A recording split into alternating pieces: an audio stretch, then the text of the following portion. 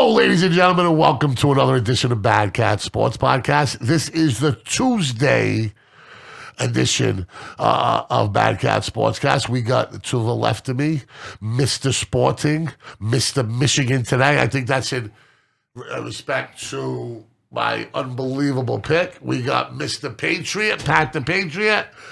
My man with the plan, who's always got something to say, and it's usually good to listen to. My man James Hilario in the house. How we doing? And then we got his cousin, the Mad Mixer, my man Nick Saws. The Mad Mixer. The Mad Mixer. And we, and me and Nick, we can also relish in the football activities of the weekend. But welcome to another edition. What's going on, fellas? What's good, man? Nothing. How's the job? Job's good. Job's good. Job's good. I imagine as a social worker, must be more difficult at this time.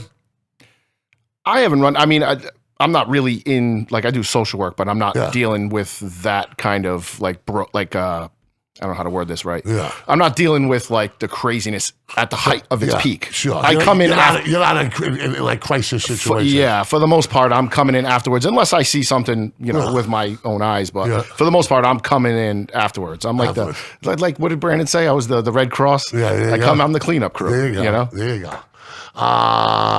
Nick, what's going on? How is things at Pleasant Street Vision Center? Pleasant Vision Center. Everything's good. Can't now complain. listen, the Hurricane needs some glasses. Come to me. I'm your guy. That's what I do. I make glasses. Hook me up with some cool-ass glasses. You're nearsighted, farsighted? I do. I'm fucked-sighted. Because I can't... We'll take good care of you. Come on down. What's going on, Rachel Doobie? What's going on, Gary Chow? We're going to come in and check you out. So what exactly do you do? You give people the gift of sight back. Yeah, right? that's what I do. I make miracles happen. I help people see what they can only dream about. Really? Yeah. Now, how long have you been doing that for? Since I was 19, I started at LensCraft.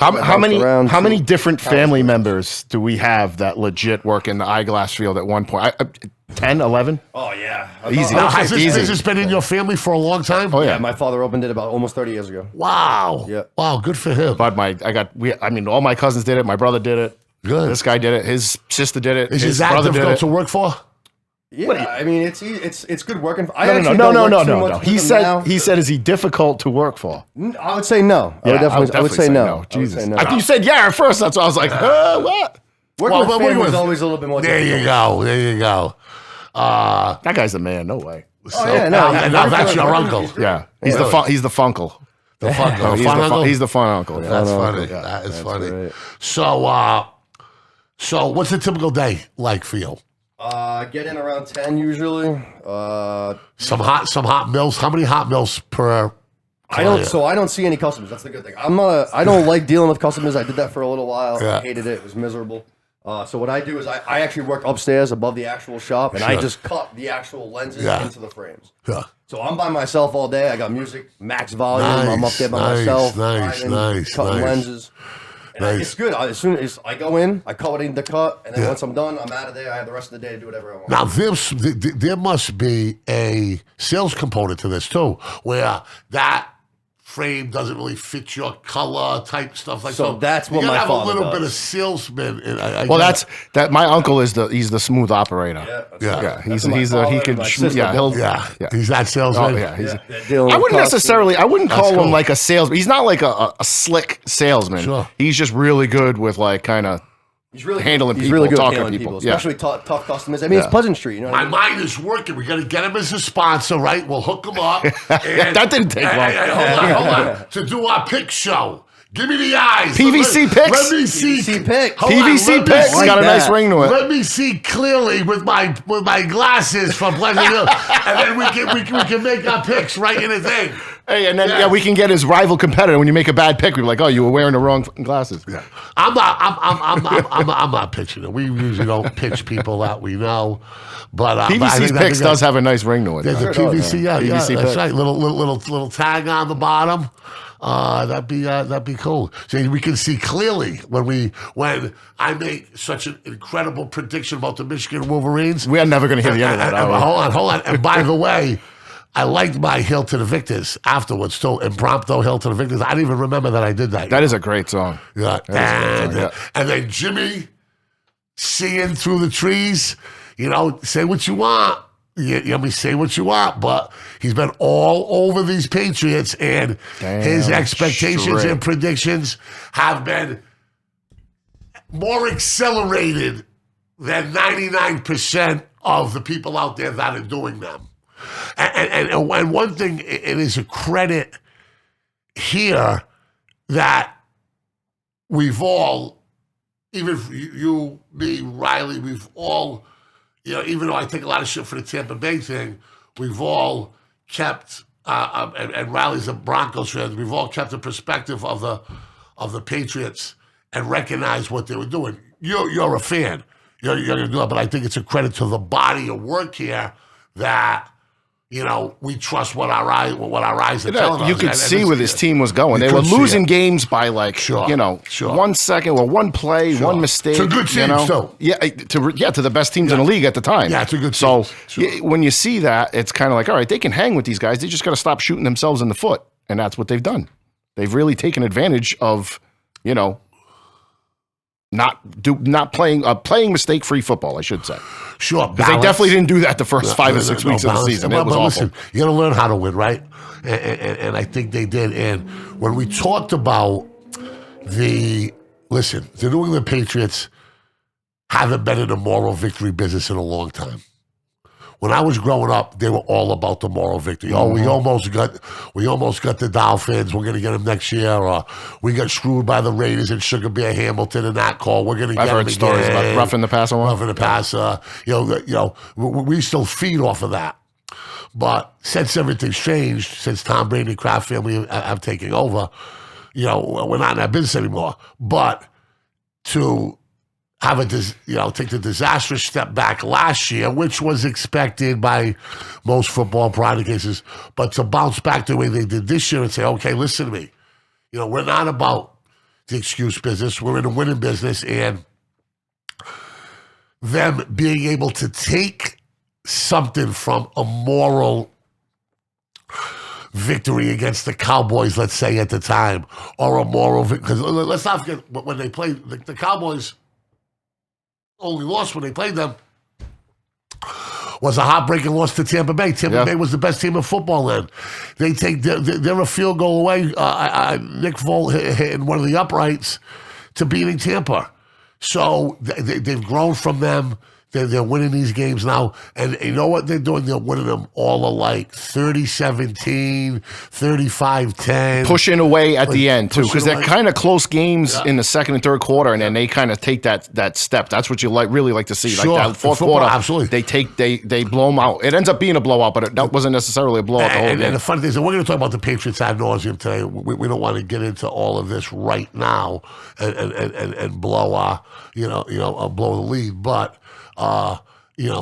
people like to talk about the young quarterback, and it's been an amazing, it's been a franchise solidifying draft selection. Okay. I don't care about what anybody else is doing in this league. Mac Jones has to be the rookie of the year in the AFC. Okay. Jamar Chase would be the only competition I think he has right now. But I think who does Chase play for? Bengals. They got Burrow. They throw it around. Okay. All right. But I mean, it's when the quarterback is, if anything is parallel or even close, they always go quarterback. They usually go to the quarterback. That's what I thought. All right. So, we talk about their defense flying around. We talk about their ability to pressure the quarterback. But in all honesty, the strength of the team may be their offensive line. Game in and game out. It was supposed to be going into the season. It was, yeah. It was supposed to be. And Trent Brown got hurt. We don't talk about them guys. Let me ask you a question. Does anybody in this industry talk about the offensive line enough? I mean, think about the hours we've been talking about the NFL, Jimmy. And how much time have we spent on what could be truly be the key to that? Because a little bit more than usual, only because Trent Brown was hurt. And they were under so much. So like it's one of those things like a referee, right? If you talk about him, he played a bad, or it's a bad game for him, right? So you did hear about the offensive line at the beginning of the season because Jones was just getting hit, and then you heard a little bit like, all right, well when Trent Brown comes back, and when they kicked out right before he came out, Well, came back, I should say. They kicked, I can't pronounce his name. I don't want to, the right guard. They kicked him out to right tackle, and I think that kind of stopped the bleeding a little bit until Brown came out, and now they're killing everybody. They say that an offensive line, when performing at its best, is like a symphony orchestra with different responsibilities, different times to come in, moving and performing. It's not sexy though, you know. Chicks dig the long ball. No, I hear you. That's not sexy. I hear you. But we both know, okay, that you can't play this game. You cannot play this game the right way and the way it's intended to be played and have success in that game if you are weak in the offensive line. And I think it's definitely vital. I think Brady's at the point in his career, and he's always been good at sliding around. He can make a bad line look okay just by moving. But with a rookie quarterback with this kid, you got to keep him upright. You got to keep him upright. And you have to. And you got to keep his confidence going.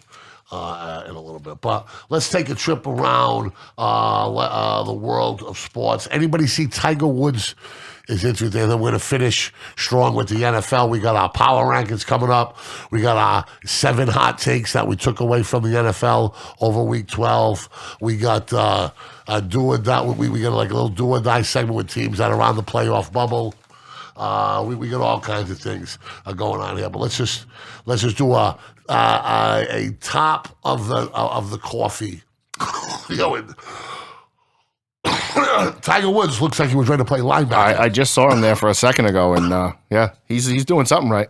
Yeah, his life coach has got him on the right. Magic Johnson special medicine. His life coach got him the magic spray, whatever it is. It's working for him. I'll tell you that. It is. Any chance that he competes at the level again? He was. You're a Tiger guy though, right? I am. I already ruled him out once, so I know my friends, if any of them watching this, they'll jump on me. I already ruled out Tiger once in his career, and then he went and won the fucking Masters. Yeah. So I am never ruling that guy out ever again. If he comes back at 90 years old and wins another Masters, I won't be surprised. In my eyes, Tiger Woods never dies. And how many does he need to catch Nicholas? I think he needs 2 more to tie. 3 to win. 2 more to tie. I don't know. Was there ever a surer bet in sports? Well, the way he was going? When he was starting out. Up until Thanksgiving about 8 or 9 years ago? Ever since he left his wife. Yeah, downhill. Downhill. I think his wife left him. I think she threw a couple golf clubs at him. Too many late night adventures in Shoney's parking lot. Tiger, what are you doing in Shoney's? I spent some time down south, my brother. There's got to be a better way. Good, there's good got grits. To be. Good grits down there. They got the grits. They got the muffins. They got the biscuits. They got the sausages. They got all of it. It's like a poor man's Denny's. That's what if you can imagine. I didn't know if there was anything below Denny's, but apparently you got it. No, but articulate, insightful at his press conference. Talked about spending more time with his kids' golf. Talked about this, that. But Tiger is back in the public eye again. I was just saying, Seth chiming in. One of my buddies. One of Nick's cronies. Yeah, it's true. He said he'd be a fool to ever rule out Tiger Woods. He might be the truest Tiger fan I know. I'm ruling him out, Seth. How about that? I'm ruling him out. You're done. I don't care. I don't like golf, but no. How come you're not a Tiger guy then? I don't care. You know what? I kind of was. I hated him. And then once he got caught doing all the smorgasbord, I was like, yeah, you know what? He's one of us. So I came back around. Yeah, but what hated me was that people were just like, oh, he's gonna come back. He's always gonna come back and he's gonna dominate. And I was just like, he's not doing well. He raised the bar of the sport. Oh, without a doubt. To a level that caught him. Sure. More than anybody else. But I got a couple of questions for Tiger, right? Where is the minority influence? Right?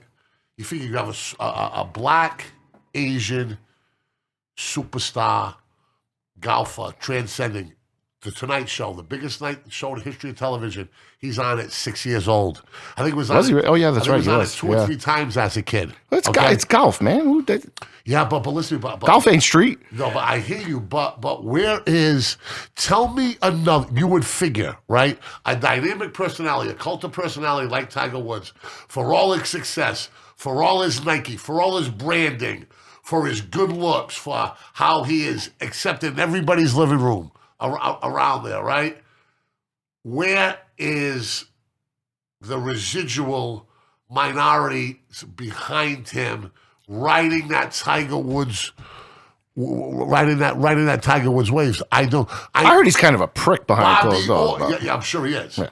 Bobby Orr got so many rinks built. Every municipal rink in this, most of them were built because of Bobby Orr and his unbelievable success as a Bruins.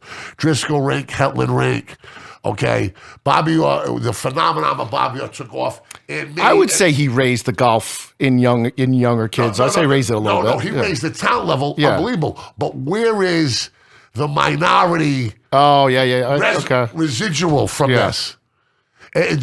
Golf is expensive, man. I know that's what's up, but you think there might be one or two. There's foundations. Tell me another African American golfer. The guy Charlie Pride, Charlie. I've been golfing forever. Well, you can say the same thing. He's Indian. Oh, yeah, there you go. You could say the same thing about like the National Hockey League. Like hockey is an expensive sport to play. Sure, yeah, it's an expensive sport to play. It's not meant for urban kids, but. You see Mike Greer, you see the dudes from the Canadians. You see more. Well, you know Seth Jones. You remember Popeye Jones? Yeah, that's his kid, Seth Jones. He's one of the best defenders in the NHL. Yeah. So, but he's one of the most ugliest. Yeah, ugliest athletes of all time. I hear a story about Popeye that we'll say off the podcast. Crazy. Crazy. All right, that's it, folks. We're gonna wrap this one up. I need to hear the Popeye story. Thanks for coming out. Remember, Popeye was a teammate of my brother's. I did not know that. So that's right. I got a great Popeye story for you. But do you, Nick? Do you understand where I come from? Don't you think you would see more of it? Yeah, I mean, like Jimmy said, I think money is definitely the number one thing that goes into it. It's just such an expensive sport to play. Plus, it's filled with like, everything about it. Isn't it filled with like pompous dickheads? That's another reason why I don't like going. I don't want to go to golf, man. Like someone with their stupid cleats on and they're judging my first swing. Like, shut up, I can't stand it. A lot of the young guys, they seem. That's why I get it. Pompous dicks, golf full of them. Everywhere you go, the country club guy, fuck that guy. He's a prick. I don't want anything to do with that guy. Don't want nothing to do with it. I hate that sport. Where's Brandon? Well, we're talking about pricks in golf. Maybe that'd be a good question. Who's Harold Varner III, I guess? If Harold Varner III is somebody out there. I guess it can't be that good. But you don't see it. You don't see it. You know what I mean? Like with Doug Flutie. This is again before your time. But 5. I remember the flute stuff. Did you remember Doug? Yeah. But like, after, not the good kind. But the impact he had on foot, like you didn't have to be a 6 foot tall starting quarterback to start at your high school team anymore. Like there was like a significant influence of. Let me tell you something right now. Doug Flutie was discriminated against in the NFL because of his height. Without a doubt. He got done wrong in Buffalo, too, with that Rob Johnson thing. That was awful. That play, what is it? The Music City Miracle? Music City Miracle. I mean, like, they didn't start Flutie for that game. And Rob Johnson, to his credit, did lead him down the field to get that field goal. But they only scored like 13 points that game. And Flutie had him rolling. Perfect. But athletes that transcend. You know what I mean? That transcend the sport. Usually there are athletes that look like them. Well, all right, so Cunningham took a little while to find another guy like Randall Cunningham. Sure, but then you had Vic. Now, I mean, now there's a lot of them. Now there's a ton of them. How about the Wes Welker effect? They had Steve Largent. Sure. Now you got that slot receiver. They all look alike. I mean, most of them are white. Cup, Edelman. Most of them are right around Amendola. 6 feet. Who's the guy for the Jets? Corbett was another one. You got Stokely. Yep. I'm still waiting for that cornerback though. When we get that white cornerback? Yeah, Seahorn. That's it. That's the last one I can remember. I hear you. We were having that conversation the other day. We had a who's the ugliest guy in the history of sports conversation. Really? And who got it? Popeye Jones, Willie McGee, Scottie Pippen. The years have not been kind. Boy Scottie Pippen. The years have not. Shit, he did lose one of his kids, right? Did he really? Yeah, I think so. How? I was gonna say, if you're doing modern day athletes, I was gonna say Sammy Sosa. I'm not sure about the. Well, yeah, but that was his made ugly. That was bleach ugly. How about Gorilla Monsoon? When I think of ugly, I think of Gorilla Monsoon. Chewing on a turnbuckle. Now that I know your brother played with him, I hate to keep bringing up Popeye, but listen, Jesus, Popeye. I got a great story about Popeye Jones. Believe me, I will not do him. like that on the so that's a good one. Willie McGee, Otis Nixon. I think I said Really? yeah, Otis Nixon. Yeah, his eldest son, he was 33 years old, passed away. Let me tell you something. Trevor That Lawrence, was in April this year. Trevor Lawrence. Oh yeah, he looks like the dude from Star Wars. He looks like Kylo Ren, a blonde version. There you go. Sporting Champions League again. Qualified for the second round. Really? For Did the round of you 16. have a sporting song that you can hit on cue right now? Can you sing it? Don't even get him started. Can you sing it? Can you sing it, brother? Can he? Sing it for us right now, Jimmy. Sing, hey. So you say, porque no fica en casa? Yeah, all right. There you go. There you go. That's a hot take right there. We've been looking for them. Oh, now I'm blushing. So what's going on with their group play? So the group play's done. They're already qualified. They're stopped in second place, right? Okay. So they can't get in. They play Tuesday against Ajax, but Ajax is already in first. They're in second place, and it doesn't matter. Are they going to play the best?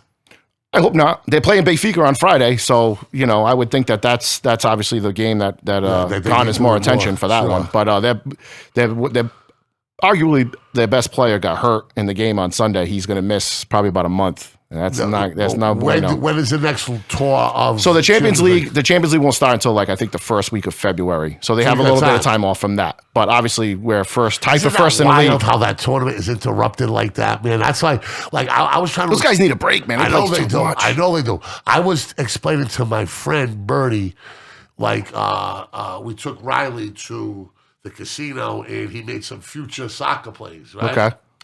I gave him a couple of bucks for his dedicated service. I mean, he made some things, and we were trying to explain to Bertie that you actually qualify the Champions League with your league play this year for Champions League. Yeah, for next year. Yep. So your roster may be upside down.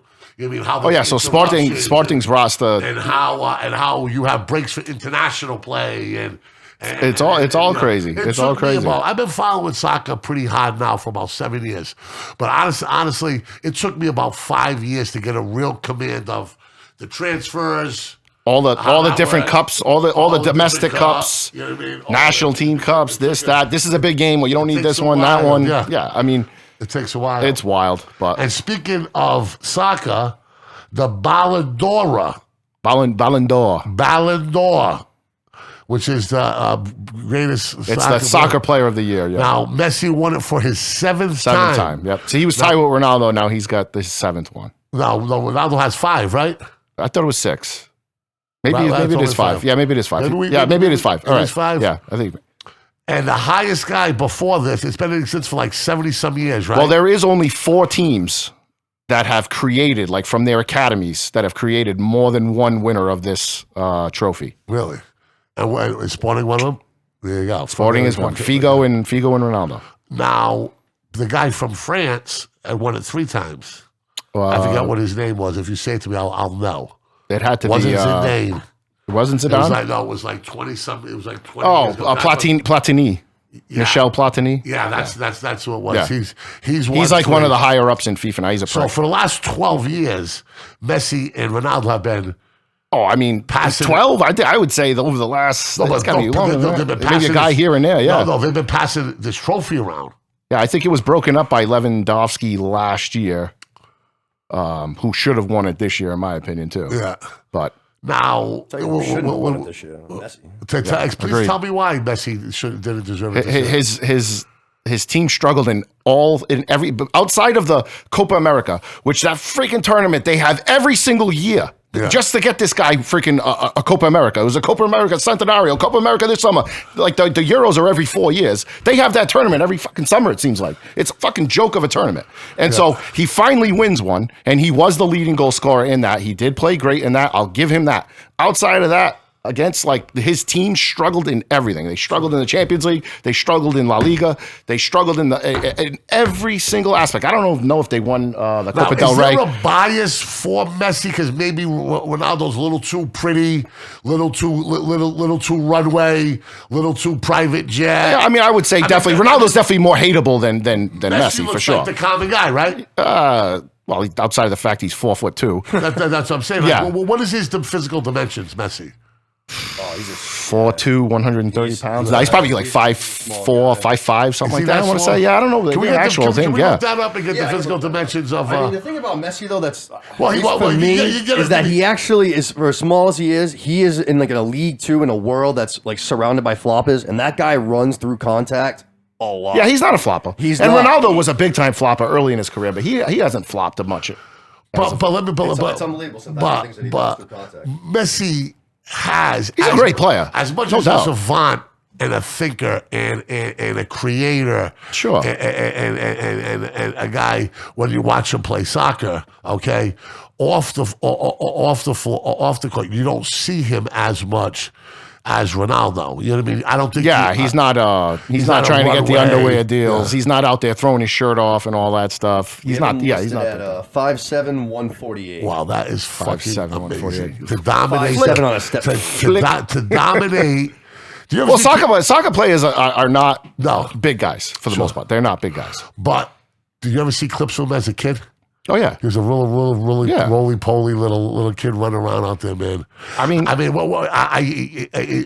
you born with it? I know that there's a. Oh, you're definitely born. Yeah, you're definitely born with whatever sport it is. Yeah. You're definitely born with some talent, but like you definitely have to work at it, craft at it, because there's so many opportunities for you to fuck up before you get to that level. There's so many opportunities for it to be wasted. Now, how recognizable is Messi worldwide? Clearly, he's not as recognizable as Ronaldo is. I think Ronaldo's like the #1 Instagram whatever the hell it is, and Messi's got to be. Probably not far behind him. I would say right on his heels. We were talking, if we go to Australia, right, or we go to South Africa, or we go to Nigeria, so we go to 3 or 4 places. Do people recognize Tom Brady more than they recognize? No. Really, Messi? No. Messi and Ronaldo are probably the 2 most recognizable athletes in the world. See, I might disagree with that about Messi, because I think that Brady, much like Ronaldo, also has that model, jet set wife, famous wife. Have you seen Messi's wife? No. Oh, I'm sure. But she's not Giselle. She's not making more than. I think she's way hotter than Giselle. Yeah, but she's not making. I was never a big Giselle fan. Yeah, sure, she's beautiful and stuff. Yeah, but she's not making. But she's not. The other ones. But she's not making more money than her husband. Giselle's making more money than Tom Brady. I don't know her name. I don't know her name. I don't know nothing about her. Yeah. No insulting the queen on my watch. So in Australia, you think Messi and Brady walking down Main Street, more people going to recognize Messi? Oh, without a doubt. I don't think so. Without a doubt. I don't know. That's not even up for debate. I think it is. I don't know. I think Ronaldo. I don't know. You might have a couple of. You might have some 2007 NFL World Champion shirts out in Ethiopia somewhere. Maybe that's how they know Brady. Other than that, with the wrong winner on. Yeah, exactly. I said just in the sense that maybe Tom's a taller guy. Yeah, his presence, exactly. Like, that might attract more. His like a walk down the street, and he doesn't dress. He's not a frumpy dude. He's laced. I mean, everything's fit. I mean, Tom's Tom, TP12, man. He's reinvented the retirement age for athletes across the world. And I agree, but I think it's just based on the sport here. It's football versus soccer, and football out there. I don't know what their ratings do in Australia. Sure. What the NFL ratings are out there. I'm ready for this argument, because you're going to say, soccer. But you think that Ronaldo is more recognizable than Michael Jordan was? Yes, I do. I don't know about that, bro. To me, that's 1 and 1 night. Muhammad Ali, John F. Kennedy, the Beatles, Pele were recognized more than Jesus Christ. So there's been a handful of athletes. The only person more recognizable than them is Mickey Mouse. Yeah, maybe Mickey Mouse. Michael versus Ronaldo is a great argument. I'd say to me that's the comp, right? I think that's comparable. Those two. I honestly do. I don't even. If you put a gun in my head, I don't even know who I would pick in that. I don't know. So I think like basketball soccer has a tremendous advantage because. But more people play basketball worldwide than football. Well, that's what I'm saying. I think it's down to the sport. The football ratings in Australia. But none of these guys are married to a wife that is as famous as he is. Sure, but I mean, so that ups Brady's profile a little bit, my brother. Yeah, but all right. So you're a 12-year-old kid in Australia right now. Yeah. You know who Giselle is? No, but you don't Tom Brady. Yeah, you're not pulling. I don't know how X-graded we could get. You're not pulling the Playboys out to Giselle. You know what I'm saying? But if you're a 22-year-old fashion designer in Manila or Sydney. How many fucking guys like that are there? 22-year-old fashion designers. How many 22-year-old fashion designers are out there? Guys, I'm talking about a girl who's into into it. They know who Tom Brady's wife is. Sure. Well, they know who Gisele's husband is. I think that's what you're trying to. The girls, I'm saying, worldwide. The girls know who Gisele's wife is. Yeah, I would say that they would call it Gisele's husband. I would think out of deference to his 6 Super Bowls, he wouldn't be. I'm talking about from a girl's perspective. I hear you. What do you think, Nick? It's tough. I think I probably lean. I think once you establish that it was Messi, I think the crowd gets bigger around Messi than it gets around Tom. If that makes any sense. I think just the fact that Tom's stature might just initially more people be like, "Hey, that guy's tall. Oh my God!" It's so Tom essentially, Brady. what you're saying is, if you poll Australia, that makes a lot. Who you'd rather meet? If you poll Australians, who'd you rather meet, Messi or so Ronaldo? Then, if you go to Messi then it goes Brady. to Messi. Yeah, of course. I think Messi's lines. But if they know Messi's in a room and they know Brady's in a room, it's not even going to be close. I agree. It's going to be a bloodbath. No, but that's not what the question was. Most recognizable. Messi does he have the ability to just kind of blend in? Of course he does. Of course he does. Yeah. Whereas Tom Brady, it's going to be tough to him to blend in because of his size and his stature and his boyish good look. You know the whole deal. Tom Brady, schoolboy haircut, blah blah blah. Here we go. Future Captain America. It's fucking. It's crazy. You know what I mean? It's crazy. Do we have the top 10 most recognizable athletes in the world, and also athletes that have been more recognizable than athletes and entertainment figures that have been more recognizable than Jesus Christ? I know for a fact. Muhammad Ali's definitely. The Beatles got in trouble. They had a massive boycott. They were burning their records and shit like that. Just because they were more popular than Jesus. Because John Lennon says, "Hey, what do you want us to do? We're more popular than Jesus Christ is." And then there was a tremendous backlash. Okay, so here we go. Sounds like you lived in the wrong time. You can totally say that now. Recency bias. There's no lifelong on here. This is all the top 10 currently, basically. But this has. Who do they have currently? Did I see John Cena on there? John Cena was 9 or 8. That's great. Who's that guy? Virat Kohli? No, it's Colin McGregor. No, this guy, Virat Kohli. Hey, listen to me. My homeboys next door at the convenience store, they're watching that cricket. Are they really? 24/7. Okay. Tiger Woods was 10. Roll it down. 10. Roll it down. Then we got. My cousin Johnny sticking with the Greg Oden is ugly. I don't know about that. Rafael Nadal. Nadal, sure. Federer, sure. That guy. Kohli, the cricket player. That guy could walk through the streets of USA. No one knows. What do you think about this? No one would know who he is. Oh, absolutely. Yeah, sure. Conor McGregor. Roger Mike Tyson. Mike Tyson, too, should be up there. Tyson was on Tyson. Who's this? Neymar, who sucks. Yeah, LeBron, who's even worse. Yeah, can't stand him. Then Messi, and then Ronaldo. So LeBron's third, huh? LeBron is third. No, I think it's the smart. I think worldwide basketball is a worldwide sport. Sure. Football just isn't, and so it's not that he's not recognizable. The revenue that the NBA generates internationally is insane. Yeah, sure. I mean, most of it comes from China, and that's why my boy Enos Kanter's killing him right now, and I love every minute of it. Enos Freedom. Sorry, my bad. Enos Freedom. My bad. Those sneakers are awesome. What he's wearing. By the way, Lisa, our celebrity booker, is hot on Enos Kanter. Let's go. Get that guy. That's my hero right now. Baby. My favorite athlete right now. We'll connect Enos Kanter to Northwest Alternatives, and we'll have a show about saving the world, right? There we go. Yeah, there it is. Peace and freedom, peace, love, and rock and roll, man. Hey, we'll smoke some pot and save the world, bro. You'll see me in the corner. You'll see me in the corner like this if I do that. Just another day of Podcast City. Smoke some grass and save the world. How you like us now? I'll be shaking in the corner. Right. Can we do all-time most recognizable athlete? Can you find the Jesus Christ parable there? Yeah, I can try to find that. Yeah, see if we can find. We're working. What do you think? Like Darth Vader, he's got to be up there, right? No, we're talking about logos. Well, I'm just saying, recognizable things. Mickey Mouse. Let me ask you a question: Mickey Mouse or the Nike swoosh? Fucking Mickey Mouse. Really? Mickey Mouse is the Nike swoosh. You think so? Oh yeah. I don't know about that, brother. I don't know about that. You show that Nike swoosh in China, man. People stop. That gives people PTSD. How about Coke? How about Coke on the the golden arches? Ooh, that's a tough one. Marlboro used to be. Yeah. Not anymore. No. Darth Vader. I'm telling you, everybody knows Darth Vader, right? R2D2, you would think. By the way, Darth Vader is the most overrated bad guy in the history of bad guys. Are you a Trekster? I'm not. That's Star Wars, by the way.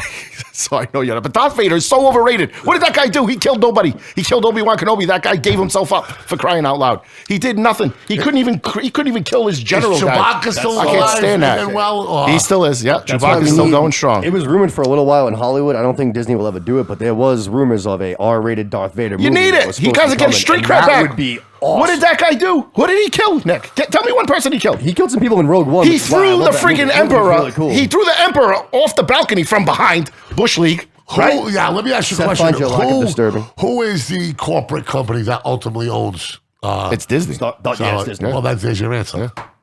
That's why that. No, but that wasn't before. That was recently. That was like Besides within. Cruella- That was before the other movies Besides came out. Cruella DeVille, has Disney ever had a legit bad guy? Well, girl. Damn. There's a few of them. Dude, what? Thanos. Yeah, Snap, baby. yeah, but even that was afterwards, right? Did they own that? Yeah, it's Disney. That's Marvel. Yeah. It's the MCU. Well, I know, but I don't know when they bought out Marvel, but. So now we're getting into my lane here. Well, there you go. So if we're talking bad guys, Thanos killed half the population. He did his job. Okay, he was good. Darth Vader did nothing. Nothing. I agree. You know, it's not a bad He killed a thing. bunch of kids. In one of the movies, he killed a bunch of He kids. did do that, yep. Yeah. Yeah, a bunch of young Scumbaggery. Padawans. Scumbaggery. All up. Yeah. So he needs to get his hood past Darth Vader. We need to get. I him think, right I here. think he would need that. Yeah. All right. There's plenty of that. There is We went rogue. We went rogue. We'll get because, him a special on Spike TV. We'll get him a special on Vice TV. Here we go. We definitely went rogue. We'll have a scathing interview in Playboy. We'll get him where he needs to be. You know what I mean? Don't worry about that. Have him hook up with one of the Kardashians. You ever see the Chappelle Show skit they did with him passing Yoda passing him a wine cooler, and they had him on the black screen, but they couldn't tell who he was. But obviously the shape of the helmet, everybody. Oh, it's fantastic. Just good stuff. Speaking of fantastic, we're going to try to get that Jesus Christ, who's more popular than that, up there. Yeah. I know it's blasphemy, but please forgive me. College football. What about my man Muhammad? He's got to be up there, but no one knows, right? They're not allowed to show his likeness. No, Muhammad. Oh yeah, like really? Jesus' guy. Yeah, really. Yeah. Jesus Oh, guy. that's the number one popular name in the world, right? What does he look like? I've never seen him. I don't think they're allowed to show his likeness. I don't know. Really? I have no idea. I know the South Park tried to do it, and they only showed it one time, and they banned it. Yeah. My guy Muhammad. You don't want some All I angry. keep finding is very religious athletes, basically. They just keep giving me a top list of the most religious athletes. Like what athlete was more recognizable? Well, no. What celebrities, individuals who were more recognizable than Jesus Christ in the history of the country, in the history of the world? There's a list. Michael Jackson. There's a list there. He might have been on for a half a second. Yeah. He might have been on for Which version of Michael Jackson? Gandhi was on the list. All right. Speaking of deities, let's talk about college football. Georgia, Alabama, Cincy, and Michigan. Looks like that's the top four. We told you about Michigan. I don't need. So Wisconsin lost. Who does Michigan play in the Big Michigan Ten? plays Iowa. Are they any good? 10.5-point favorites. Good enough to beat them if they don't bring their See, that would be so Michigan to fucking lose that game. Oh yeah, right. Yeah, they didn't play in the regular season, obviously, right? No, they did not. But they're well coached. Kirk Ferentz in Iowa does a great job. They're there. The Big Ten was strong this year, stronger than it's been than I can remember. It's always better. College football's better when the Big Ten is good. Yes, college football's better when Notre Dame's good. Yep. College football's better when USC and Notre good. Dame should have joined the Big Ten years ago. Okay, college football is good when the University of Miami and Florida State are good. Agreed. You know what I mean? Those things haven't happened in a long time. No, this SEC run, this Alabama LSU run, just ruined everybody else. They ruined everybody else. My brother, you know what they say in SEC country? It is the AFC, the NFC, and the SEC, my dude. Yeah, true story. Okay, now let me ask you a question. When you look at this box, do we have it in there? I got 25 most famous people of all time. They have Jesus third behind Aristotle and Plato. All right. And is Muhammad Ali Socrates, Confucius. It's just a bunch of smart guys. Let's see. Yeah. All ugly guys, I too. gotta find out. I'm better looking than everybody on that list. Yeah, I'm having a tough time finding it. All right. We'll stick that in the burner. Okay. Now you look at this. Okay, guys, we got a problem here. We got Georgia, and all that Georgia is, right? We got Alabama. Need I say any more? Well, they're going to play, right? Well, let me finish. We got Michigan, and you don't have to say any more. They're the story of the season. And then we got Cincinnati, who is an off-brand, non-BCS situation. Throw them guys a bone. Why not? Absolutely. I'm so sick as tired of seeing the same shit.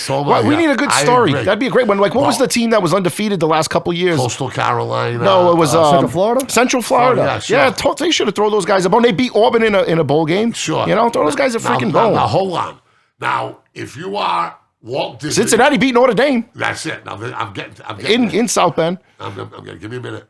If you're ABC and you're Disney and you're ESPN, because that's who you ultimately are, and you're looking to cash in because they pay billions of dollars for these players. Hold on, Jimmy. Hold on. You want to take that piece of Cincinnati out and put Notre Dame in there. Yep. If they fucking do that, okay, 12 grown-ass men and women can sit at the table, athletic directors, have all these formulas, all these analytics, all that bullshit. To me, in my world, and to me, and everybody else's world, is the ultimate tiebreaker is head-on-head competition. Okay? Notre Dame beat Cincinnati beat Notre Dame. Not only did they beat Notre Dame, they smacked the shit out of them right in front of touchdown Jesus on the campus of Notre Dame. They better not replace Cincinnati. They can't do that. They won't. They can't.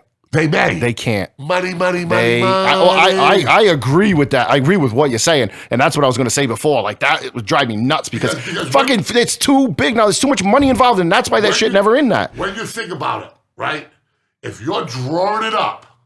Oh yeah, everybody wants Notre Dame, Notre Dame, Alabama, Michigan, Georgia, Clemson, like Georgia, Florida. Yeah, anybody USC probably no. USC, Notre Dame, Michigan, and Alabama. That's probably like their fucking that's their cash cow. Just like a Brady Patriots Super Bowl. Sure. But as a Notre Dame fan, I will say this. Yeah. Okay, back in 93 or 92, 93, Notre Dame beats Florida State. Yeah.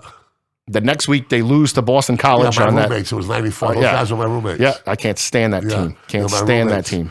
Glenn Foley. Yes. Okay. 56-yard field goal. And then Notre Dame loses the national championship to Florida State. But they both had one loss, and Notre Dame beat Florida State. But just because it was like it was back then, it was when you lose. When you lose, yeah. It was awful. Which what isn't fair. I like this. Is it time that we expand the playoffs? Fuck yeah! Who wouldn't want to see a 16-team tournament right now? 16 teams. When are these fucking kids going to go to class with? They do that. So nobody cares about the kids in class in Division II though, because that's how they do it. What? Division II, they have a playoff. Yeah, but they're not doing the type of traveling and doing that. You don't have to do it. You could do it in a home team stadium. Right, 16 goes to 1. I think 16 is too many. I would say. What a bracket! Like, think about the college football bracket. Think about the NCAA. The college basketball bracket. I love that. Yeah. There is no better time of year. Like, honestly, my pants are off that whole week. I want to get a BadCatz Sports. I want to get a BadCatz Sports pool. Okay, BadCatz Sports pool, and we're gonna do the bowl games. But we're gonna cut out like the first couple of weeks. Oh no! Throw those in there. We don't have time to move and operate. I was going to say, throw those in there just because it'll give me a reason to watch the toilet.com bowl. Yeah. But that would be. I'm thinking 6 teams. Give the first 2 seeds a bye. But then you're just going to have the argument 6 versus 7. 16 versus 17. I don't give a fuck. You stink. The NCAA tournament used to be 16. Now it's at 64. That argument is perpetual. That argument's never going to end. But it's coming. It's here. We got championship week this week. Okay. So we got some big things to talk about here. But let's go to the straw that stirs the drink, baby. The National Football League. And what a week it was. What a year. Where are my score totals? I believe they are right here. Is this it? Right? Oh, yep. They are right here. No gambling on the NFL this week from me, by the way. Just bet the Patriots. That's what I'm doing. I'm done touching football. Done. Just betting the Patriots every week. You gonna bet the Pats every week? That's what I have been doing. But like last week, I was like, I'm betting the Patriots. I'm not touching another NFL game. Yeah. And of course, all the games I liked, hit. Of course. Okay, Philly 7, New York Giants 3, and we want one sentence about each game, if you got one. Just an ugly divisional win that gets the job done for Philly. A disappointing loss for Philly. Nick, what do you got there? Jalen Hurts just could not throw the ball to save his life. It looked awful. Carolina 10, Miami 33. Superman apparently ran into some kryptonite. Yeah. I don't know what's going on. There were some people talking one that of like the worst performances in the history. Let me tell you something right now, okay? Right now, I think Cam Newton is a fraud. Oh God, yeah. I respect his MVP. I respect his hustle and grind. I think he's been a good soldier in the NFL too. Yeah. He's never really caused any waves. Yeah. He had some problems in college, but who doesn't? Yeah, I mean, who's looking to get paid in college? That's a little different. Well, he had a laptop thing too, but Pitts, some awesome outfits. no, that's just fucking ridiculous. See, this is where me you and him. can't be fucking dressing like that. Yeah, you look ridiculous. That's true. You can't play it. When he was doing the MVP year, Yeah, totally I'm cool with it. acceptable. Yeah, I'm cool with it. Totally acceptable. This is where me and him just What do you bash want, heads. Brady? It's like, what do you mean good outfits, dude? That's not outfit. That's like a blind guy went into a fucking store. It's like, give me this, give me that, give me that. And it's not even You hard. better be the baddest motherfucker on the field if you're dressing like that fucking jerk off does, okay? If you want to dress like Cam Newton, you got to be 33 for 42. Did you see the guy from the Lakers though? Did you see the guy from the Lakers? No, he's not with the Lakers anymore, though, right? He looked like Kirby. You know that you see the giant pink over sweater? He said he was you got to see this thing. by because he saw it on a Paris runway. He looked like Kirby. Have you ever been on a Paris runway, Jim? Oh yeah, I mean, every year I go for Fashion Week. I guess it is. Yeah, absolutely. I can't stand the way these people dress nowadays, man. I can't stand them. Pittsburgh 10, Cincinnati 41. Oh, your Steelers Is are that the done. stake in the heart? Roethlisberger retired. That's it. See you later. Jets 21, Houston 14. I think I'm a little surprised by this one. Zach Wilson gets his first career win. Just like a couple years ago when the Jets they both had 0 wins and the Jets had 1 win. Who was it last year? It was Jacksonville. And Jacksonville won the game, and the Jets would have been in. They would have had Trevor Lawrence, but they won the game, and now they're stuck with that punk Zach Wilson. That's such a Jets win. I'm a Zach Wilson fan, for the record, so you can bust my balls about it. Oh, well, be holding number seats. Can I get on record right now as I'm a fan of Zach Wilson? Got it. All right, thank you. Tennessee 13, New England 36. Business as usual? Yeah, another day at the office. I mean, honestly, I know Tennessee was banged up. Huge win. Tennessee was banged up, and if they have all their guys, obviously it's a different game, and it's not a team I want to see in the playoffs if they have Why not? even one or two of those guys. Why do you want to see them in the playoffs? Because they're smart. They're good coached. They're well coached, and they shot themselves in a couple fumbles there and there, and that game goes a different way. Could come back too. Yeah, of course. But they didn't rule them out for the playoffs. Right. They ruled out essentially for the regular season. Right. Yeah. They're saying they could come back. Yeah. Fans from Foxborough You always got want to see that. You always got to be wary of a team that doesn't usually beat themselves in the playoffs. Of course. Hence the Patriots' success for all those years. Bang. Atlanta 21, Jacksonville 14. Atlanta who cares? Hangs on to a potential playoff bid. Minnesota 26, San Francisco 34. I'm going to let you take this. I mean, what did we talk about last week? The Vikings are the Vikings. 1 week they're beating the Green Bay Packers. They're the class of they're the bee's knees, right? They're peacocking down the street, and then the next week you lay a giant egg. Actually, it was San Diego in between that, right? Yeah. And then it was last game. It's just the quarterback's lining up on the wrong. He's lining up under guard instead of center. It's just such a Minnesota Vikings thing to do. They play the Lions this week. Do they get their first win? I could see the Vikings somehow losing that game. I'm telling you, Jimmy. Did you watch the clusterfuck on Thanksgiving? You know what the spread on that game is? What? It's only 7 points. Where? Minnesota and Lions. That's crazy. Yeah. It is. It's too crazy. It's almost like they know. Jimmy G's starting to kind of do his thing again. The 49ers, I told you, the 49ers are the real deal. Doing that thing again. 49ers are playing. Losing them games. He's just moving the ball little by little, like running. Chargers in Denver. Can we figure the Chargers out? Can we figure the Broncos? Chargers are done. Broncos just seem to just hang around, right? But nobody's done. We're going to discuss who's done and who isn't. Well, I'm just saying, yeah, okay, I got you. But I mean, Rams 28, Green Bay 36. Can I say one more that's done, please? Please? Am I allowed to now? Yeah, the Rams are done. Fuck you. Rams are just done. I think the book out is on them. I think they're exposed. I think they're hurt. I spent my whole weekend trashing Matthew Stafford. Cleveland 10, Baltimore 16. It was one of the most god-awful football games you've ever watched. I went to bed at halftime because I just couldn't take anymore. Couldn't take anymore. Just couldn't do it. We keep talking about Baker Mayfield here, I feel like, and every week he just keeps looking almost worse than the week before somehow. He was dreadful. Where does he end up next year? How are people still talking about Lamar Jackson as an MVP candidate? I just don't see it. What do you have? 3 interceptions in 2 minutes and 8 seconds. Something like that. 2 minutes and 8 seconds. 3 interceptions. I don't. But then next week he'll come out and he'll run around and he'll make some plays, and it's just the highs are high with him and the lows are lows. Yeah. And there really is no in between with him. No, that's right. You're on point with it. That's for sure. Okay, 7 questions. From the NFL this week. Pick 1 to 7. Nick? 7. Number 7 is this. Is Lamar Jackson a Super Bowl quarterback? If he gets hot at the right time, yes. Really? He can be. My answer is emphatically no. Cold weather, difficult turf, bad weather takes his strength. It's like Samson getting a haircut. It takes his strength. Okay? In domes, on fast track services, I could see it maybe. Is there another player in the league that when he's at his best is better than Lamar Jackson? Yeah.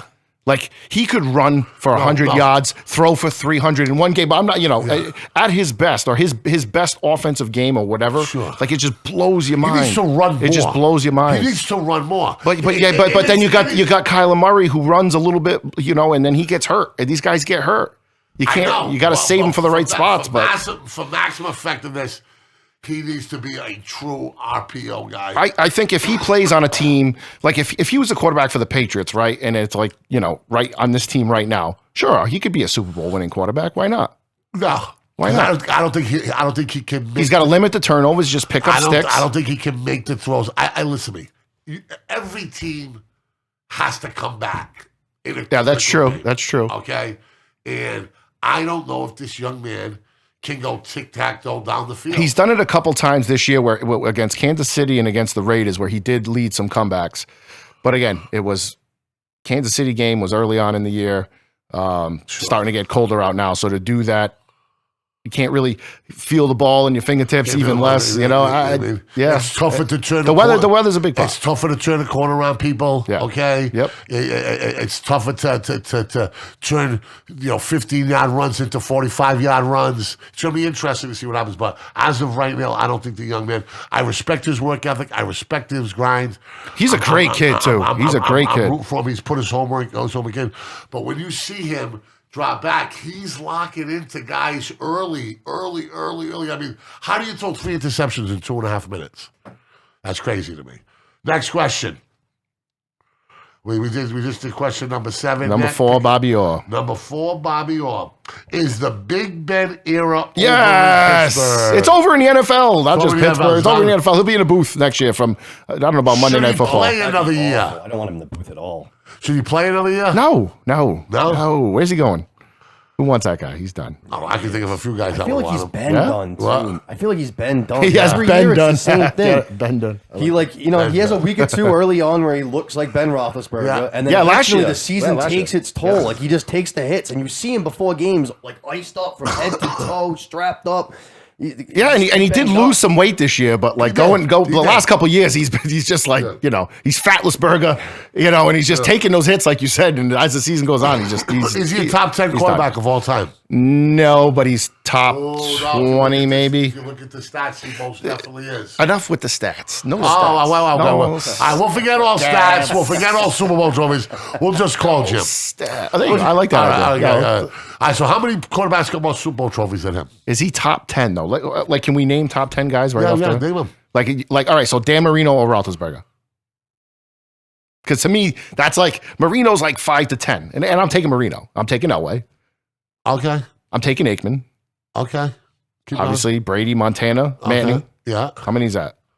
That's 6. Staubach, Unitas. No, I'm not taking Staubach. Hold on, Young. What about? Is he even the best? Is he the best on his? Is he the best on his franchise? Is Bradshaw? Career TDs and career passing yards. Yeah.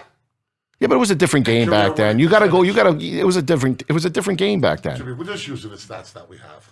Yeah, but that's how we do the Stafford thing. That's how we do the Stafford Hall of Fame thing, and that it grinds my gears. No, I mean. So Roethlisberger, we got fucking Super Bowl. The Super Bowl. Roethlisberger, his first Super Bowl, he was horrible in that game.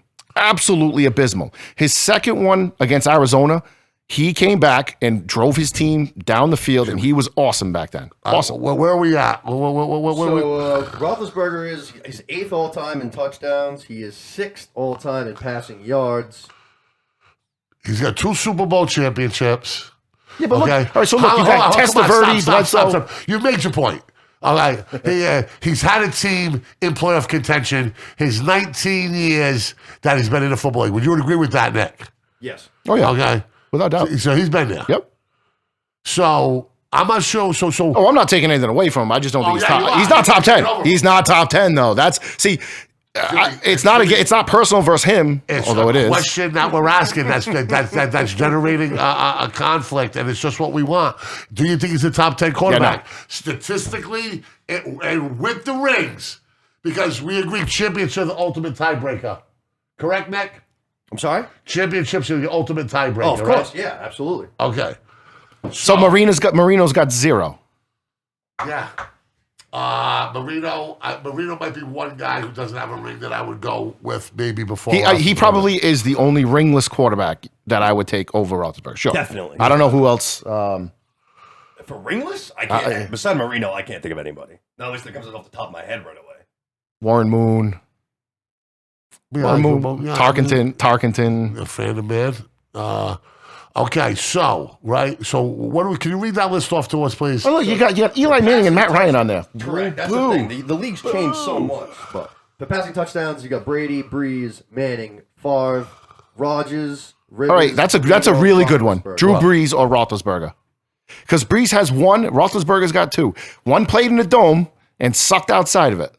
I'm going with Roethlisberger there. That is, for me, that's the tough one. But Breeze obviously has the stats over Roethlisberger. Sure, but not an overwhelming. And if I got to win one game, I'm going to go Roethlisberger. But I think he's just more of the gamer than Breeze is. All right, is the game inside? Right? Is it? But Roethlisberger had a top 5 defense every year he played. Correct? How about he had a top 5 defense every time? How about winning percentage? Oh yeah. If there's one fucking thing in the world that should test Jimmy Hilario's test of time here, is wins and losses, right? It's not the only thing, but it's obviously it's huge. All right, because Here's Drew Brees for Jimmy, number 2 all time, 181. Wait, that's all. That can't be all time. What do you mean? All time. I see Andy Dalton's name on that thing. That can't be all time. Maybe. Yeah, I think that's currently playing in the league right now. Active. That's what that. Oh no, because Breeze isn't active. There we go. All right, we're good now. there we go. All right. I was going to say.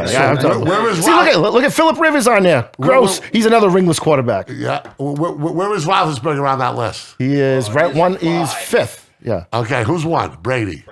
2, Manning. Favre, Breeze, Roethlisberger. Okay. Now, do you want to reassess that? No way he's the top 10. No. He's 10 to 15. He's 10. He might be number 11. And that's why he's great radio. He might be number 11. He honestly, and I'm not even all kidding aside. All kidding aside, like I'm telling you, is he better than Bradshaw though? All right, this is what we're gonna do. All right. Number 1. Let's put Tom Brady. Don't even put him in order. Just take the Tom guy. Brady. Montana. Montana. Okay. Manning. All right. 3, Manning. Unitas. I'm not sure yet. 4, Elway, absolutely. What about Young? 5, Young, absolutely. 6. I'm not sure if I put Steve Young in my top 10. 5. Oh yeah, I was. I'm not sure if I put Brett Favre in there either. Aikman. Rodgers. Rodgers. Oh, Jim Kelly. He's got to be the second best quarterback without a ring. Okay. Yeah. And they both played at the same time. Wow. Who else am I missing? Breeze. Yeah, I mean. With Staubach. Marino. Roger the Dodger. What do you remember about Roger the Dodger? Nothing. I was a Cowboy fan at that time. Nothing. But, I mean, you can't just forget all that stuff. I'm not forgetting it. I'm just saying. 2 rings? What my thing was, if you look at it statistically, because I was questioning it, the statistics prove me wrong, prove me that Roethlisberger is in the top 10. That's what I said. But Great conversation. I'm not gonna lie, these stats are actually a little more appealing. Yeah, like all right, so it's not even the top five. At first I was kind of on the outside. Listen, now I'm kind of coming in. I'm not gonna lie. Nick, as soon as you get done with Aaron Rodgers and then scratch Montana, you got Rivers, Eli Manning, Matt Ryan. Give me a break. Joe Flacco's on there. If those guys are on a list anywhere near those lists, then that's the wrong list. If you're using that as a stat and those guys are career near winning that. percentage. I know. Those guys are on there. They stink. What do you think? It's fantasy? We don't count who wins or loses. But if you throw the passing yards and all that stuff too, you'll see Matt Ryan's name. You'll see Stafford's name. I understand your arguments against passing yards. That's why we shifted the debate. Sure. To touchdowns. And then after touchdowns, we shifted the debate to wins and losses. I mean, I don't know how much further I can bring it down to you. You have a weird like for people I really hate. You have weird likeness. No, because you like LeBron, I can't stand him. You like Roethlisberger, I can't stand him. LeBron just became the fourth most charitable athlete. You see that? I did not. Donated $47 million to pay for 1,000 Ohio residents to go to college. Yesterday. Just another day in the life. But now, listen. No comment. I think LeBron's corny. There's a lot of things about LeBron that ain't my dude. But I hung out with his mother. We're doing it again. Remember, I hung out with his mother for a day. And I just got an appreciation for him after that day, and just I 100% for his basketball skills and talents. I 100% have appreciation for that. I mean, there's nobody on the planet that'll argue that. This is why I have a great reputation as we just fuck up the schedule. Yes. Okay. Here we go. That LeBron, for a young man who was given a lot of money, you'd be hard fetched to find somebody who has handled it better than he has off the court. Good engaged father. As far as that goes, not getting arrested, sure. Well, no, being an available parent. Yeah, I mean, I can't speak to that. Well, if all you do is go to YouTube, he's at his kids' games. He's in layup lines at his kids' game. Yeah, he's in layup lines throwing down dunks before the game with all of the kids. Yeah, making it about himself in typical fashion. I hated that. I love it. Yes, I forgot all about that one. Yeah. Hey, by the way, I'm here, guys. I just wanted you to know. But he said he wanted to not put attention on him when he was at his son's game. And then he's yelling at every ref. He's yelling at every coach. And he's throwing down let me tell you something what a wise man once said. His name's Al Herren, okay? And he had kids that were pretty good athletes. He said he's seen many a good man lose their fucking shit watching their kids play sports. Oh, hell yeah. So for LeBron, I think he's held it. I think he's done a decent job with it. All right, he's critical of his kids. He tells them that they need to keep working. There's all of it. I can't take another 20 years in a league with a James running around. Oh, get ready for it. I don't think Bronny may get there. But, I don't know how good he is. But Bronny's wasn't that. Wasn't born to a 15-year-old mother in a Protestant Akron with no food, no heat in the house, and all that. And for him too, we talk about surviving success here, right? I think about as a human being, he's a pretty good dude. I mean, did he sell out to Nike? No. Absolutely. Okay. He sold out to Miami. No, I didn't sell out to Miami. He sold out to Los Angeles. He's a free agent. He sold out back to Cleveland. I mean, the decision has to go down as one of the worst decisions. Yeah, one of the worst. The decision was the worst decision. All right. Without absolutely, but you know something?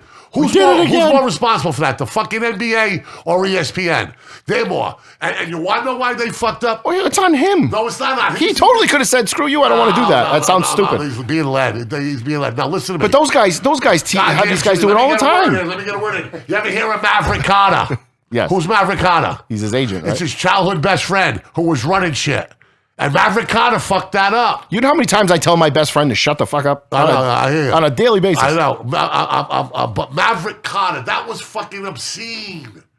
But that was a not peaked, not matured level LeBron. That was a fucking crazy. You are setting yourself up for fucking disaster. And then you know what, Nick? I think the decision was dumb. The dumbest thing what was even dumber after that was like the press conference with the not one, not two, and then you go out and you lose to that Dallas Mavericks team. And he didn't want to shoot the ball. And if it wasn't for Ray Allen, my God, they only win one. But how about him going back to Cleveland and taking care of business back home? Yeah, if they didn't have Kyrie Irving, he never would have went there. Yeah, but come on. Never would have went back there. All right, so Kyrie Irving won a championship for the Cavs. Yeah, did you see that three-pointer he hit at the end? Jimmy, your opinions are blinding you. Without a doubt, yeah. I'm not even fighting that. Good. Next question. Blind hatred for sure. How the fuck do we go down the LeBron rabbit hole again? I can admit it too. No problem. Okay, another question. I blame Nick for that one. We got 4 or 5 here. Give me something. 4. I just did. I chose 5. 4 is done. 5 done. Green Bay, Arizona, or Tampa. Who would you bet your last $100 on that gets to the Super Bowl from the NFC? See, when you say last $100, now you say $100 right now. Then I'm not taking Tampa, but my last $100 I'm going down with the guy that won me my first $100. Tom Brady. Yeah, all right, there you go. That's fantastic. I already have a ton of money on Tom Brady to win the Super Bowl, so my money's over. But it's not your last 100 though. But that makes it even more. Yeah, that makes it even more. It's a no-brainer for the last. The last $100 means you're leaving Vegas. You don't even have money for McDonald's to get on a flight. Sure. You know what I mean? I've been there. Your last $100. Oh, yeah, that's why I always put $20. I was down to a quarter. My man Eddie with the slot machine hit it for like $50. That got us fed in the cab. There you go. And get the fuck out of Dodge. Amen. All right, next question. 3, 2, 1. Tampa Bay gets a huge win. Okay. We talked about that. Do you see Bucks back in the Super Bowl? Blah, blah, blah. We talked about that again. Question number 1. The Rams continue to struggle. We talked about Stafford being exposed. We talked about him being overrated. Is there any way that this team can right the ship and get right for the playoffs? I thought so. Yeah. I said the bye came at a perfect time. It did. And they can't do it. They just can't. They can't do it versus a winning team. Something's they just missing. can't do it. Yeah. I mean, could it be that they're missing Woods that bad? I mean, obviously that's going to play. It shouldn't throw everything out, but obviously that is going to play a role. But you had a bye week to get it right. Yeah. And then you just got mollywopped again by a competitive team. And Stafford had the PTSD walking in the Lambeau, like, God, why is it got to be this place? You see him shaking, like, that Lambeau's not a good place for him. He got beat up there many times, many times. I thought their offense looked better, but still not level to compete. I mean, the interceptions, that's a problem. Next question. The Patriots are the hottest team in football right now. Do you think they will continue their win streak Monday night at Buffalo? Where are we watching that game for anyway? You know what I want to watch? Live feed, Facebook live feed right here. We have Jimmy Hilario host it. You can bring 10 of your best friends. 10? 10 of your best friends. 11 through 15 won't be happy. Yeah. I got to leave Roethlisberger at home. Yeah, you're going to have some hard cuts to make. Jimmy's going to be sweating that list. He's going to be like, oh, man. But live feeds, we've got 10,000 views on live feeds before. You'd be very, very surprised. With Jimmy's theatrical capability and his passion and the rest of the whole mix, I think that would be gold. I'm just offering it up because the Mason thing was a wrap because it is Danny Souza's son's birthday party. Oh, what? Who cares? Happy birthday. Spartan Geista, by the way. So. That's right. All right, so. See, this is the game, right? This is every Patriots fan is saying, why is this the game? Because Buffalo won on Thursday night, looked good. This is a game that rights the ship for them. It's not necessarily the game. If the Patriots lose this game, you should lose this game, right? You got a rookie quarterback going into a hostile environment. If the Patriots lose this game, it's not going to. No one's going to be going crazy. Do you know who who the Bills' next game is? Tampa Bay. Yeah, sure. It's down in Tampa too, right? Yeah. So I mean, if Buffalo loses this game, then you got Tampa. Yeah. Okay. Well, you get mollywopped down there. Yeah. I mean, Buffalo can throw the ball and they can't run, so that would be the one good matchup against Tampa, actually, now that I think about it. But Pats, Bucks, you lose Carolina, that one. Pats again, Atlanta, Jets. Yeah. So the Pats, it's Buffalo, Indy, Buffalo, Jacks, Miami. This is Buffalo. I was speaking to a friend of mine who's a big Buffalo fan. Yeah. And this is the game. This is the game that gets them back on their get this swagger back at home Monday night. Fans going crazy. They got tables jumping through them. Well, maybe if we do that live feed, I'll break this table. This is the game for them. This is the season for them. If you lose this game at home on a Monday night in front of your home crowds to a Patriots Looking team for with a 20 rookie years. quarterback, Looking your for- fans are going to be shook. You're going to be going, oh no, we're doing it. It's happening again, Buffalo fans.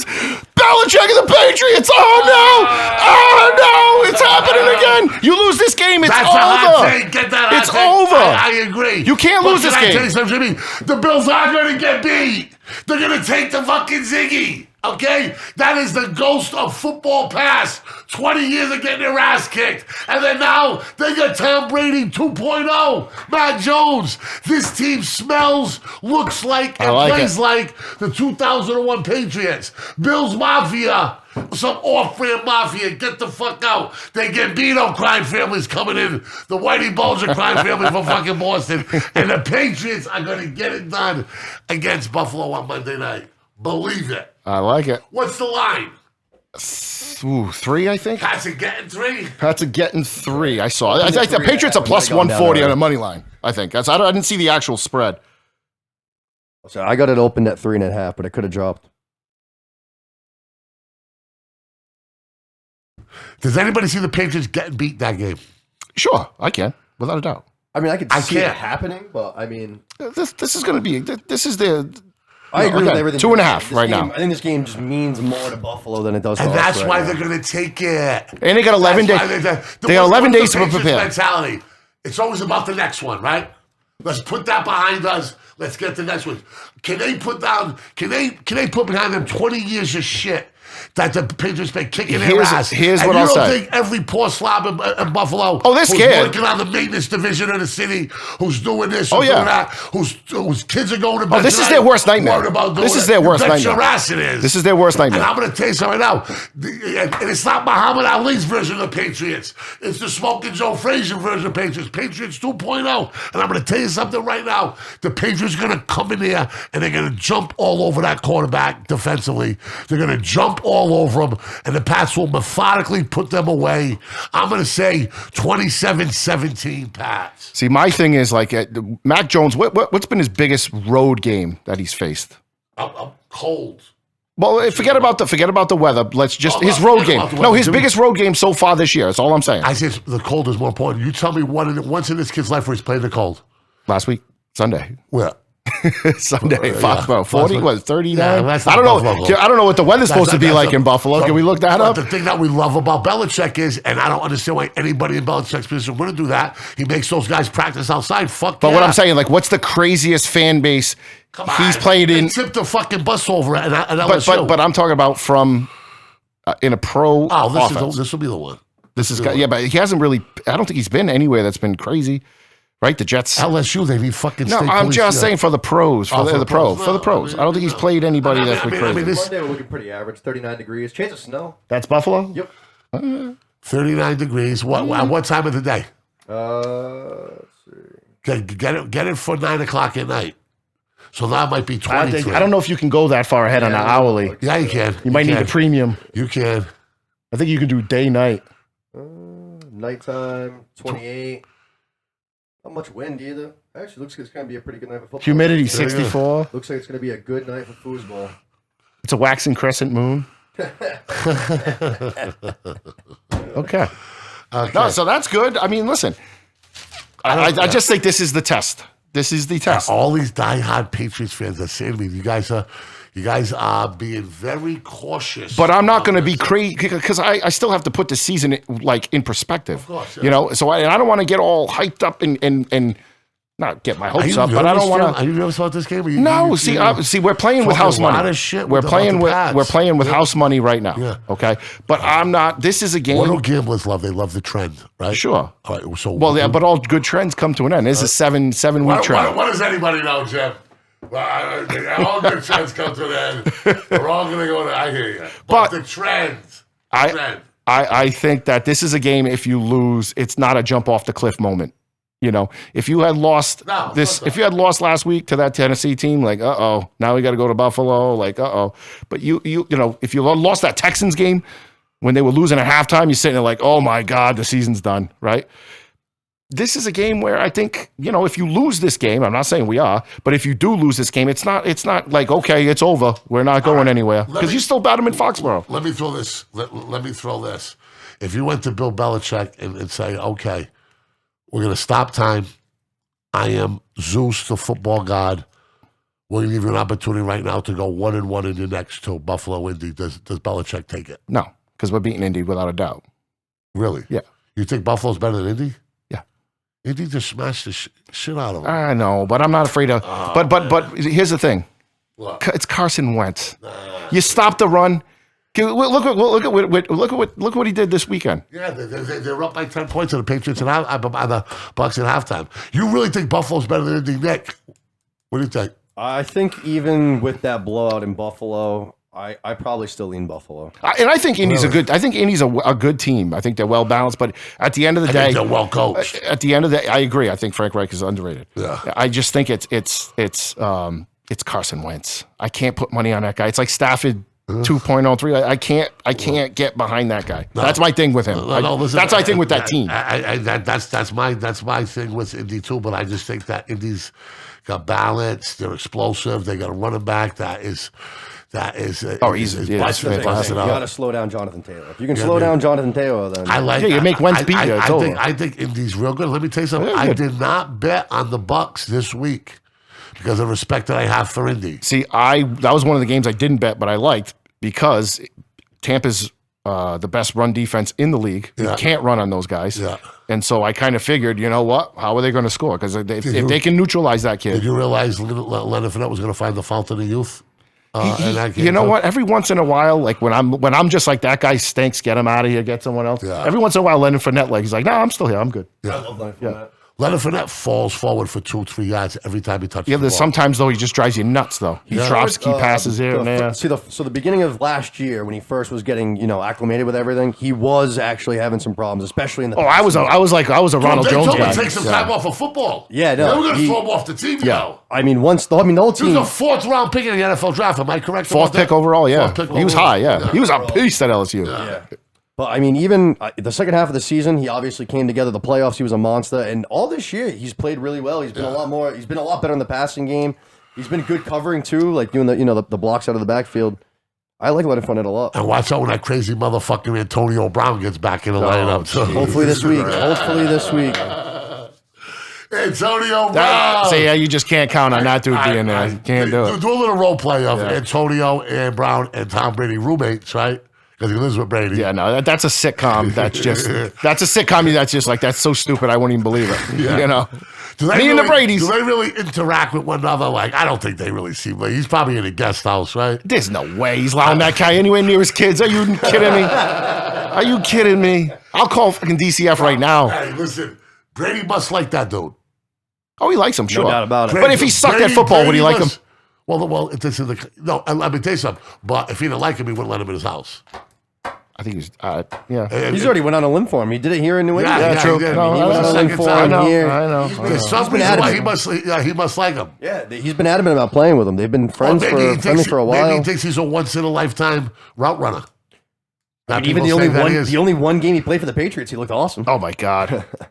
That receiver room, that picture, that like when he caught that touchdown pass of him, Josh Gordon and Julian Edelman. Yeah. Oh, my God. What a squad that was going to be. We were going undefeated. What a squad. How about my man Gronk finding a fountain of youth and having a performance of a lifetime? Yeah, see, I mean, if Gronk can stay healthy, he's always going to be a monster. Even if he doesn't catch any balls, he's still a massive run blocker. TV time for you. Break it down. Pats, Titans, Bucks, Colts. What were you watching? Bucks, Colts. What were you watching? Bucks, Colts were behind me on the TV, behind my bar. Obviously, Pats, Colts. Pats in Tennessee right in front, and I got Sporting on the phone over here. That's right. That's awesome. All right, last question. Can the Cowboys, how about them Cowboys, regain their old form from the beginning of the season and set their season straight? Well, their whole coaching staff, I mean, that they might actually look fantastic this week because McCarthy won't be there. I gotcha. I mean, I thought they got screwed really hard twice in that game against Oakland. That pass interference call was bullshit. Yeah. The fumble that should have been on Waller, I think the guy took like 4 steps. I don't know what was going on there. I don't know why they didn't challenge that. They have a lot of guys hurt right now, so I'm going to give them the benefit of the doubt and say yes, right? Lamb's out. Cooper's out. Amari was Prescott was still able to put up some numbers. Pollard is better than Elliott. I'm going to stick with the storyline. As long as Mike McCarthy is the captain of the ship of the Cowboys, that ship be sinking. Wrap. Cowboys, get yourself a big-time coach. As long as Mike McCarthy's there, that ship's going to be sinking. He ain't the captain. He ain't the skipper. That's it. Get rid of him. Will Jerry Jones ever hire a guy that's like a real coach? He did. He wants too much control. But he did hire Bill Parcells. That was like 20. That's like 20 years ago Jerry now. Jones. Well, who is that guy though? Who's that guy that they would hire? It's a good question. I don't really have any. I mean, Jerry hey, you know what, Jones- Pete Carroll? Jerry Jones. That would be a great hire. Talked about it last week. Pete Holy Carroll. shit! There You you like go. that? Oh my God, Pete Carroll to the Cowboys. Pete Carroll. There you go. Jerry Jones' son should take over football operations. He's taken over personnel. He's done a great job in the drafts, last couple of years. He's done a great job in the drafts. It's time for the father to step aside. Let the son do his thing, okay? You know, they're a football family. His son was the quarterback for the 5A state champions in high school football in Texas 2 years in a row. You know that they're born, they're bred with it. It's at the dining room table. They eat it, sleep it, drink it. Let the son run the team. Get yourself a high-profile coach that matches that brand that you have and matches the young talent and go back to the business of winning Super Bowls. Mike McCarthy is a retread loser. You got to get rid of him. He's never going to get you where you need to be. I think Pete Carroll would be the perfect coach for Really? the team. Yeah, because he's a player's coach. He brings a little bit of that swagger. He'll get it. Yeah, I think that would be a great fit. Re-energized in a second. That's a great call by you there. I definitely What think has so. happened to Russell Wilson? They were talking today about like, is he quit? Does he want out? I don't know. Is he still hurt with the finger? He just fell off the face of the earth this year, and he's good enough where He's a strange dude to be. I think he's starting to show those signs a little bit more and more. Yeah. Right? I think you're right there. But I'm willing to give him the benefit of the Sure, doubt. I'm not yeah. killing him yet by any stretch of the imagination. He's still a top Looks 5 like quarterback he's in the gained a league. weight too, right? He doesn't move like he once did. Well, he had his finger. He couldn't walk. Getting older too. Getting older. How old is he? He's what? 31. He's got to be 31. Yeah, 31. The young There you 30s. go. Yeah. There you I mean, go. I think he's still I'll slow top. you He's still down. top 5 in the league. Are we ready for power rankings? Let's do it. Now let's have a let's Screw you, Chad. I wrote him down already. All right, let's take a little poll, okay? Let's take a little poll. Who are gonna have more picks alike? Like the 7th team and the 7th team, right? We're gonna see how many. Who's more in rhythm with who? Because me, Birdie, and Riley were pretty much. I'm going to say it's me and you are going to be closer just because I already know who his top team's going to be. And so, like, you know, that will just be enough to reshuffle everything else underneath. What if his top team is my top team? I knew it.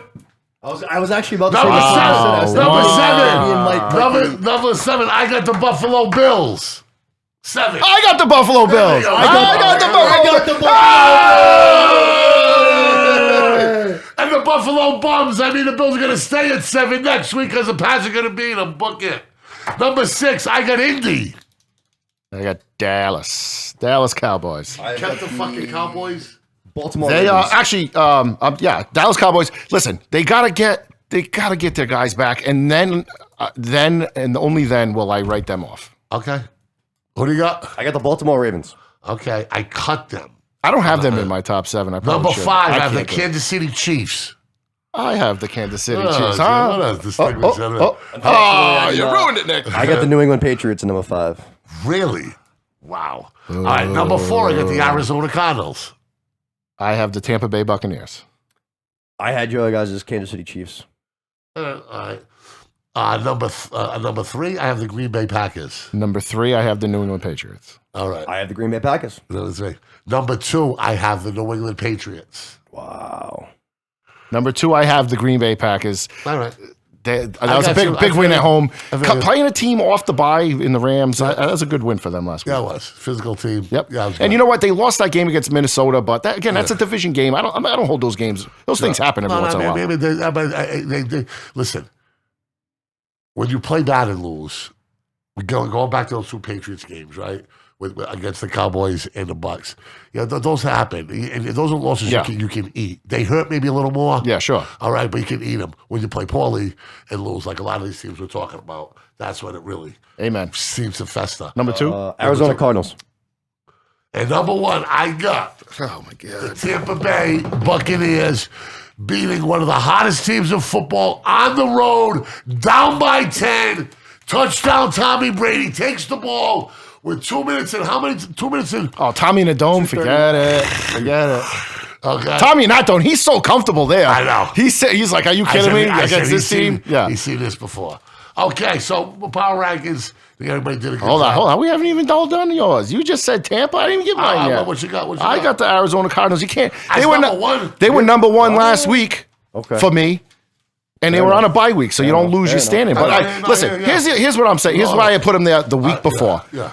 You're going into Seattle team that's desperate, at home in a crazy environment that needs the win. You're starting Colt McCoy without DeAndre Hopkins, without Murray. One of the most difficult places to play. So if those guys stay healthy, I'm going to give them the benefit of the doubt. I think they have another tough game this week. If you had them one last week, that's totally fair. You can't move them on a bye. Yeah.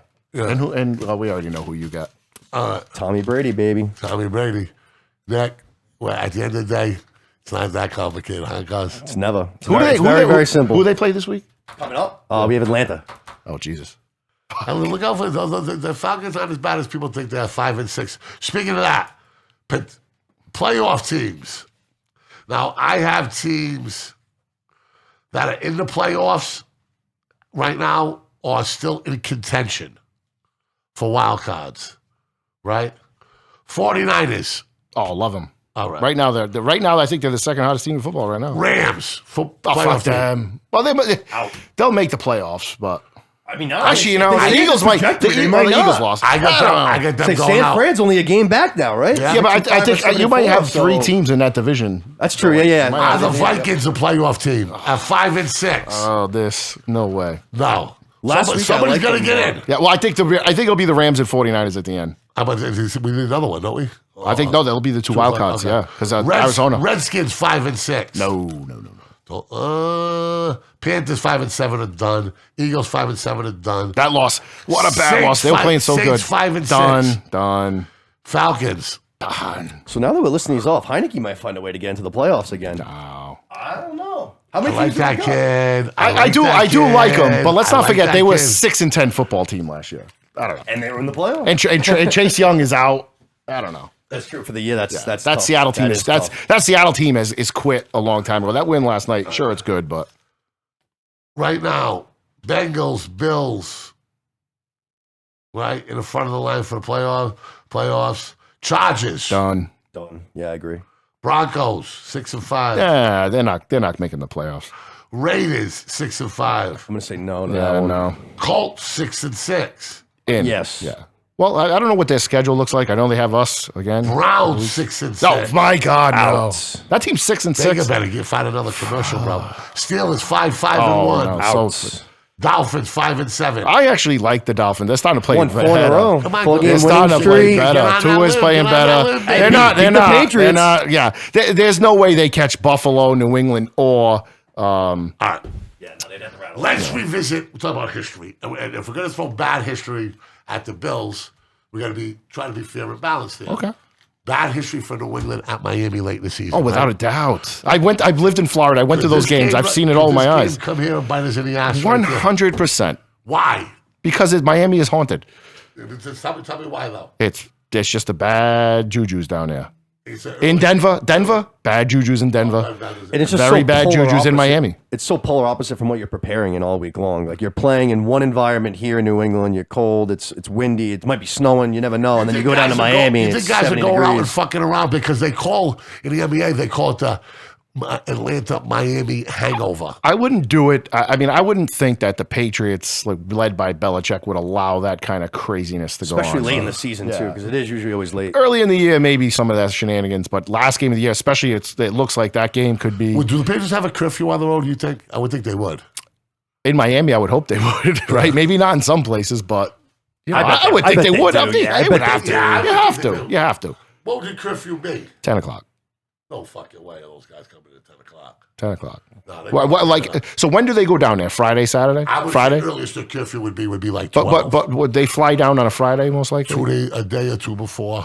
Yeah, I think they usually fly there on the Friday. So maybe Friday 11 and Saturday No, Saturday 9 o'clock. Saturday 9 o'clock. Easy. Hey, Friday midnight. 11 o'clock. Saturday Are you 10 fucking crazy? o'clock. Saturday 4 p.m. Get your ass inside. So you think? Listen, they're on a grown man. They're on a business trip though. This isn't friggin'. But they're grown ass man. They're not going to be in bed at 11 o'clock, my man. I didn't say in bed. They're in the room though. I don't know. I think that Miami. I for a 12 o'clock game, I would think that they would have a midnight curfew. I mean, if I had a game at 1 o'clock, my ass would be in bed before 12 o'clock, before midnight. Sure. Really? Yeah. Sure. What do you think the curfew is? That'd be a great question. That is a great question. I would definitely think that the Friday, Saturday, I think there would be a difference. I do think that Saturday's probably a little bit earlier than Friday, especially if they do. Friday, you get a little bit more time to go out, see whatever, do whatever. Saturday, a little bit more time. Could you imagine like you're going through the walkthrough on Saturday, right? And like you see somebody all glossy-eyed, banged up. Belichick's looking at you like, you're not ready to play, son. You know how many? And then he puts you out like Malcolm Butler. But do you know how many guys are banged up like that, Jim? What do you think? This is the fucking. I don't remember what my brother said. The National Football League looks a lot more like a prison quad. 100%. Than a college squad. But there's a reason why Belichick keeps his teams in lines all the time.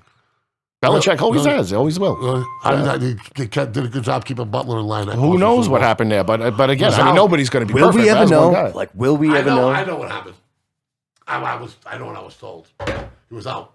Missed like 2 or 3 different curfews. Now let me ask you a question, right? There we go. Ladies and gentlemen. No, we'll talk about this off here.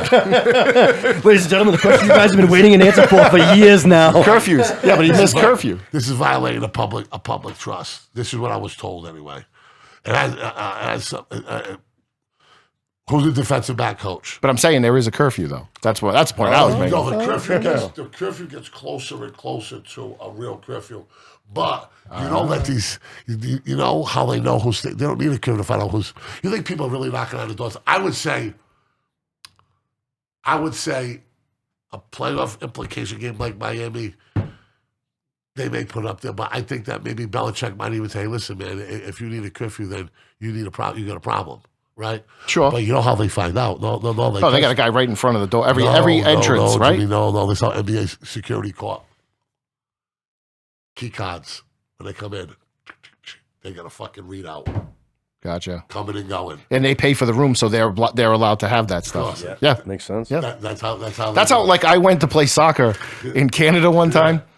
And the game was at 8 o'clock in the morning, and I had stumbled in at 5 a.m. And I was staying with 3 guys that weren't playing, and the coach was banging on my door at 7 o'clock. Now, obviously, this is nowhere near the professional level, so I was like, anybody opens that door, I'll fucking kill you. Yeah. I am not here. But he paid for the room, so he had an extra key. Motherfucker dragged me out of bed, played one of the best games of my life. I don't know how. I was fucking, I was touched, dude. Taj Toon. Okay, it's BadCatz Sports. Anything else we left to talk? No, I think we're Taj Toon. I promised to tell 2 stories offline. Oh, yes, Popeye Jones. I want that. So you want like uncovered stories from the hurricane? Well, maybe that's dude, that would be a fantastic. There you go. Listen, I don't think I'm the only one. Then I'm a fucking. Oh, you're done. Yeah. All right. You just got to do a little bit of cover protecting. You know, you don't have to go full truth. You just got to be selective. You got to tell it with a smile, though. Like it's all in how you tell a story. You can make yourself. It's all in how you tell a story. We don't have to use government names. Yeah. Offline for now. I think that's a good idea. And hit them up and tell me how good. Hit your boys up and they'll tell you how good they were. It's the Hurricanes, BadCatz Sports. Go Pats. Go Tampa. Peace. All right, Popeye Jones. My brother's with him.